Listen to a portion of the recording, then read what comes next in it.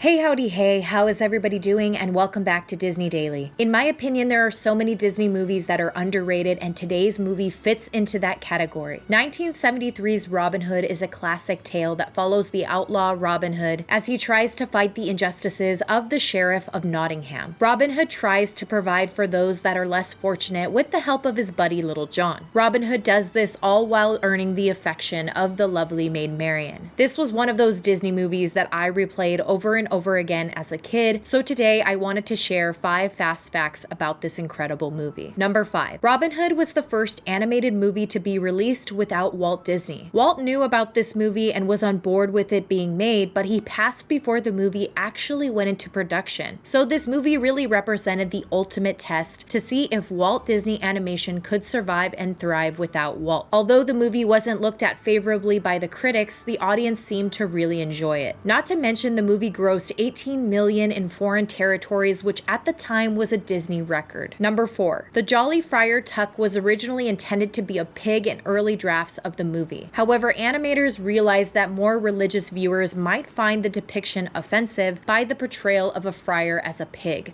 so they changed him to an animal that they felt wasn't going to be controversial, which was a badger. Number 3. If you look closely, you will notice that Little John and Baloo from the Jungle Book are almost identical. Except for their coloring, these two bears have a lot in common, such as mannerisms, facial features, and personality. And to top it all off, both characters were voiced by the same actor, Phil Harris. Little John was also the last Disney character Harris voiced before his passing. In addition to the two bears, he also voiced Thomas O'Malley from the Aristocats. Speaking of the Little John and Baloo crossover, this leads me to fact number 2. It is actually no coincidence that these two bears looked the same. You see, like many of the animated movies in the 60s and 70s, the creators of Robin Hood utilized an animation technique called Xeroxing. In addition to this, creators also used a lot of recycled animation in the movie as well. For example, the scene of Maid Marian dancing in the woods comes directly from the movie Snow White and the Seven Dwarfs, when Snow White dances with the dwarves in the cottage. Number 1. Did you know the movie Robin Hood was the result of another movie getting rejected? You see, as far back as the 1930s, Disney wanted to create a movie centered around another fox named Reynard. Reynard was a character from a lesser-known fable from the 12th century. The problem with turning this fable into a Disney movie